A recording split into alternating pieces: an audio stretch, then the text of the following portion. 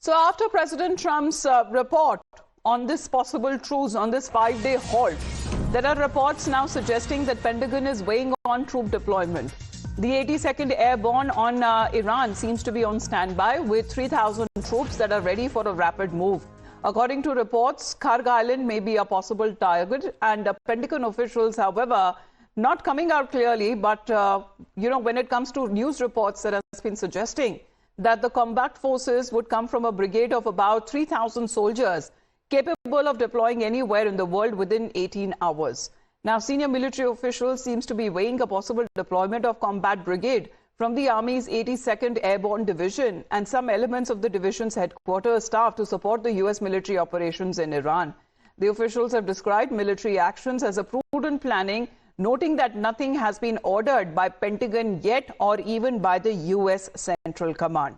So this seems to be the war preparedness for a long and prolonged sustained war that is now being readied on part of the U.S. because then it could have multiple meanings that could be made out of President Trump's statement, because as far as when it comes to several of the energy and oil infrastructure is concerned, especially on the Karg Island, U.S. had refrained from attacking it. However, President Trump said that the option is still open and he would rather reconsider his decision if Iran doesn't abide by the demands that the U.S. wants, in particular when it comes to the opening of the Strait of Hormuz.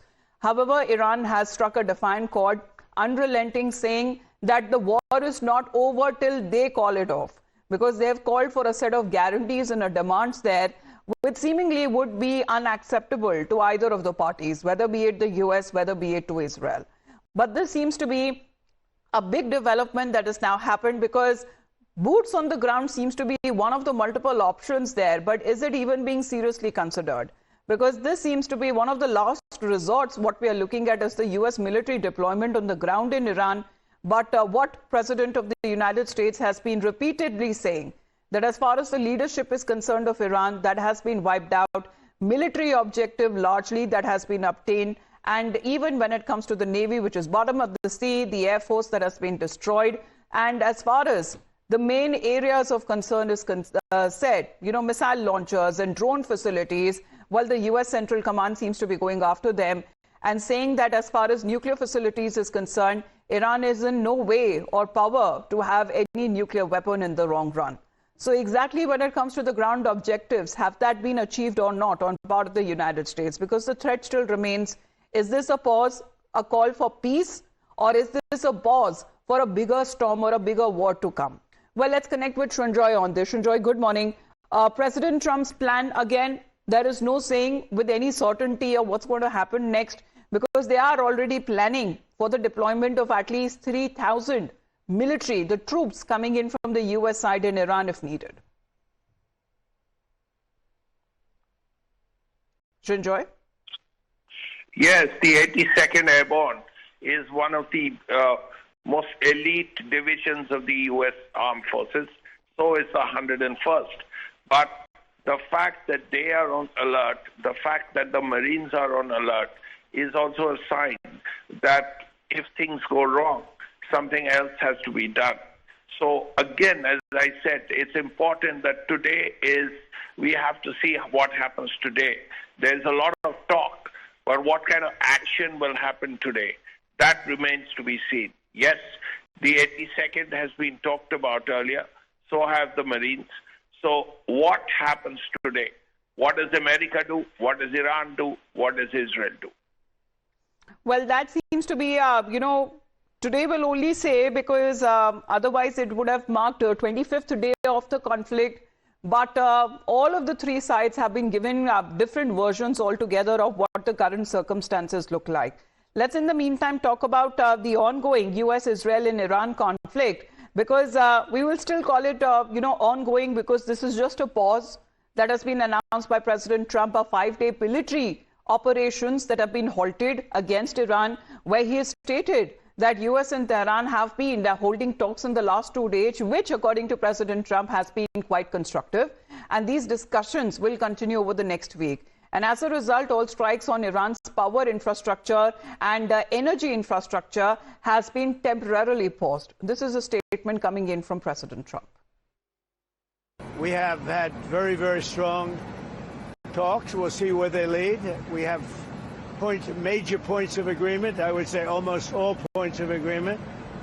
Perhaps that hasn't been conveyed. The communication, as you know, has been blown to pieces. They're unable to talk to each other.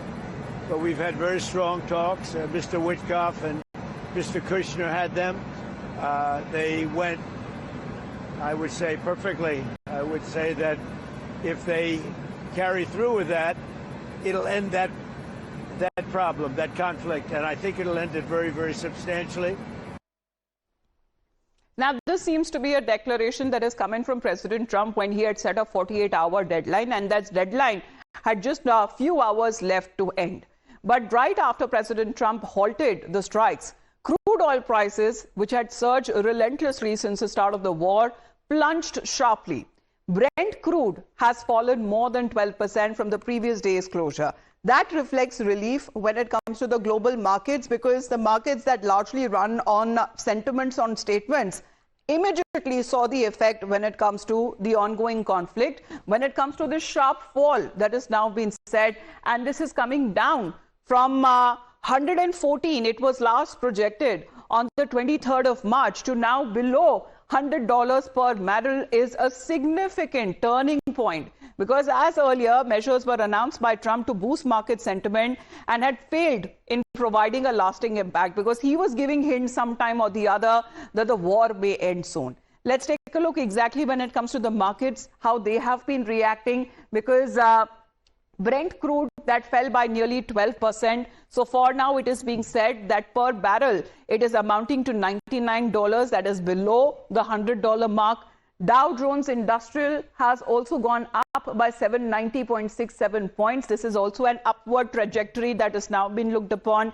S&P 500, that is also up by 1.46%. These are the reports coming in from the 23rd of March when it comes to the market closures. NASDAQ, the composite gain, also up by 1.57%.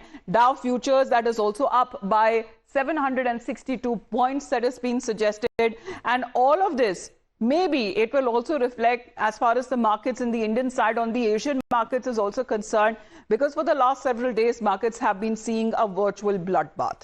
But the markets are still volatile. They are still cautious, when it comes to the situation. Iran, because Iranian side has completely rejected what President Trump has been saying that there has been no talks or any dialogue that has happened with the US whatsoever. Iranian speaker has called Trump's claim to be fake and has accused the US of trying to manipulate financial oil markets to gain US and its allies, and to ease the certain pressures there. Because Iran has made it clear that there has been no direct negotiation or talks that have taken place between US and in the Iranian side.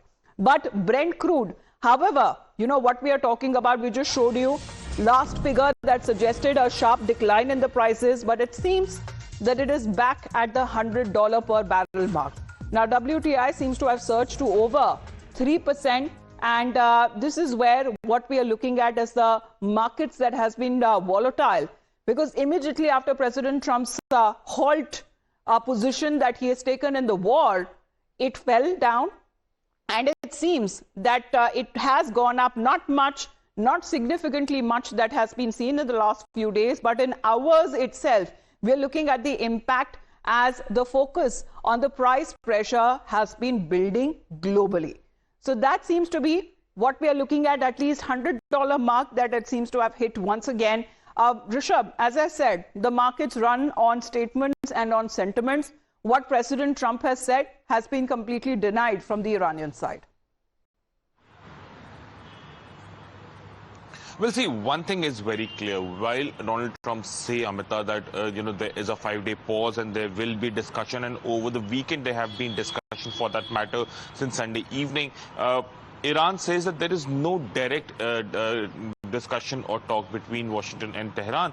And in a way, Washington, or for that matter, Donald Trump, is manipulating his words to ensure that he can push the market. And that is something that is coming in from Iran. And definitely, the moment Donald Trump says that there would be peace in West Asia, it will be very clear that things would start getting back to normal, and especially when it comes to markets will start gaining. Markets are in red, be it India, be it Washington, be it world over. If you see, every market is right now in red, and that is something that is an outcome of this war in West Asia. So if Donald Trump says that truce is on its way, things are getting better and peace will prevail, a 5-day pause and all these matters brought in, markets will definitely rally on this. And that is something that Iran is suggesting, that there is no discussion between Tehran and Washington directly. Whatever Donald Trump is saying is just for the markets, and that is something that is coming from Iran. Now, whether Iran is completely true or Donald Trump is completely true, both are not completely true. Yes, there are back channel talks. Countries like Egypt, Pakistan, Turkey are trying their channels, have opened their own channels to mediate between the two sides. Whether there will be mediation, whether there will be peace or not, that is something that is yet to be seen. Well, that also remains to be seen, because how the Asian markets react, and in some hours from now we're looking at the Indian markets as well. Yesterday, however, the markets had opened in red, and of course when it comes to the currency, a record low that was also recorded. But please to stay on with us, Rishabh, because as far as the Indian side is concerned, there have been consistent talks and dialogue that has been taking place with all parties concerned in the West Asian conflict.